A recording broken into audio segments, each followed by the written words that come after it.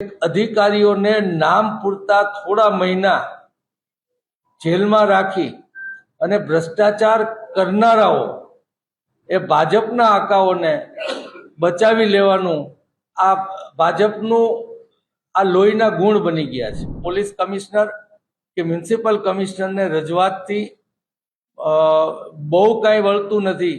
ગુજરાતના લોકો આ બધા કાંડો થયા સુરત, બરોડા, રાજકોટ, મોરબીના, એમાં લોકો અનેક રીતે નારાજગી વ્યક્ત કરી। રાજકોટ બંધ પાડીને નારાજગી વ્યક્ત કરી, છતાં પણ ટીઆરપીમાં જે એના આકાઓ છે એને બચાવવામાં આવ્યા હતા। પોલીસ અને વહીવટી તંત્ર બંનેને પાંગળા કરી નાખવામાં આ સરકાર દ્વારા, ભાજપની સરકાર દ્વારા આવ્યા છે। ત્યારે ભાજપની સરકારનો હિસાબ એકમાત્ર સામાન્ય માણસ લઈ શકે અને એના માટે અમે એને વિનંતી કરી રહ્યા છીએ। અમે આજે 4 રથ લોકો સમક્ષ આજે મૂકીએ છીએ।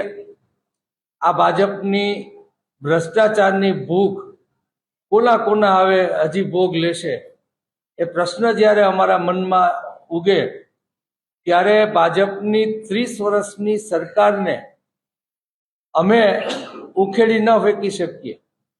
વિપક્ષ તરીકે લોકોનું ધ્યાન દોરવાનું અમારું કામ છે।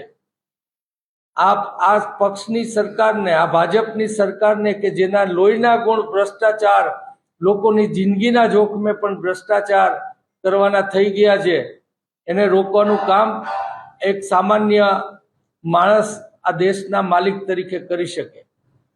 એ લોકોની જાગૃતિ અતિ જરૂરી છે અને એ માટે જ અમે 4 રથ રાજકોટની શેરી ગલીઓમાં ફરશે